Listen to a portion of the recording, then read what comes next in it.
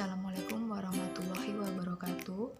Halo teman-teman, perkenalkan nama saya Anggun Wijayanti. Saya merupakan mahasiswi di kampus TIEU Total Win Semarang. Saat ini saya sedang menempuh pendidikan di semester 6 pada prodi manajemen TW 2019. Nah, teman-teman, di sini saya akan menganalisa tentang gaya kepemimpinan seorang pemimpin yang menurut saya sangat inspiratif di kalangan wanita dan tentunya memiliki karismatik sendiri ketika beliau menjabat. Nah, teman-teman, di sini saya akan menganalisa tentang gaya kepemimpinan seorang Ibu Susi Pujastuti selama menjabat sebagai Menteri Kelautan dan Perikanan Republik Indonesia tahun 2014 sampai tahun 2019. Nah, teman-teman, di sini saya akan membahas sedikit tentang profil dari Ibu Susi Pujastuti sendiri. Nah, beliau ini lahir pada tanggal 15 Januari 1965 di Pangandaran, Jawa Barat.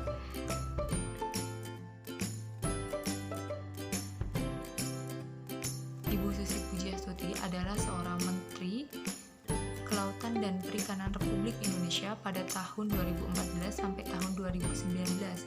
Untuk karakternya sendiri ini, dia memiliki karakter yang tegas, berani, dan tentunya dia pantang menyerah. Dan untuk itu, beliau menjadi sosok yang inspiratif bagi di kalangan wanita. Di sini saya akan menganalisa gaya kepemimpinan Ibu Susi Pujastuti selama menjabat sebagai Menteri Kelautan dan Perikanan Republik Indonesia pada tahun 2014 sampai 2019. Ibu Susi menetapkan kebijakan untuk alokasi anggaran sebesar 100 miliar untuk mengembangkan pulau kecil dan terluar. Ia mengarahkan kementeriannya dan didukung oleh staf untuk melakukan tugas tersebut. Yang kedua, Ibu Susi mengeluarkan kebijakan larangan benih ekspor dengan mengarahkan dan memandu kementeriannya serta staf untuk menghimbau para nelayan agar mengikuti kebijakan tersebut. Dan yang ketiga, Ibu Susi menerapkan perintah penenggelaman kapal pencuri ikan asing di perairan Indonesia atau yang biasa disebut illegal fishing dengan memerintahkan tim anti mafia illegal fishing untuk melakukan pemantauan kapal ikan asing yang berada di perairan Indonesia.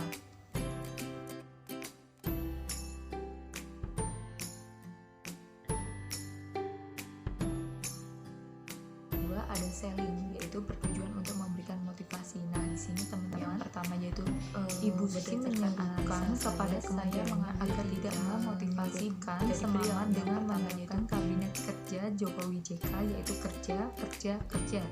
Yang kedua, memberikan filosofi yang diterapkan di kementeriannya, yaitu 1 km running way brings you to the world and the world to you.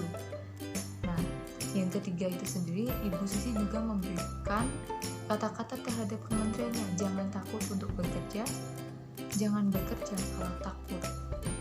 Yang ketiga ada partisipating, yaitu mendorong serta melakukan komunikasi dua arah dan memfasilitasi pengikut dalam membuat keputusan. Nah, yang pertama ini Ibu Susi melakukan komunikasi langsung dengan masyarakat nelayan agar dapat memahami dan mengerti kebutuhan nelayan. Yang kedua, Ibu Susi menggandeng perbankan BUMN yaitu BRI untuk memberikan fasilitas kredit pinjaman terhadap para nelayan.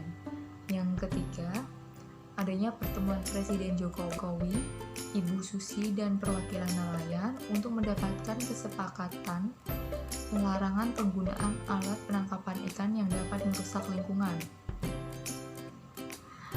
Di sini teman-teman, yang keempat ini ada delegating, yaitu observasi, memonitor dan perkembangan dan hasil.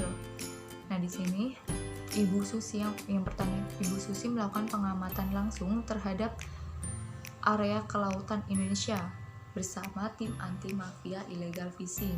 Yang kedua ada perkembangan dan hasil selama Ibu Susi menerapkan kebijakan perintah dan penenggelaman pencuri ikan asing.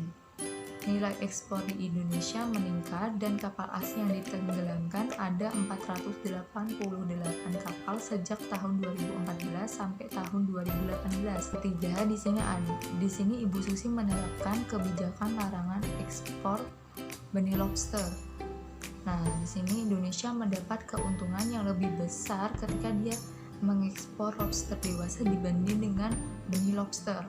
Di sini teman-teman, dan menurut saya selama kepemimpinan Ibu Susi Pujiastuti selama menjabat sebagai Menteri Kelautan dan Perikanan Republik Indonesia, yang pertama yaitu lebih melestarikan ekosistem kelautan Indonesia.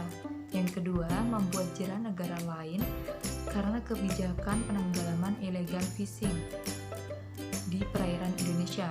Yang ketiga, banyak nelayan yang terbantu berkat modal kredit perbankan.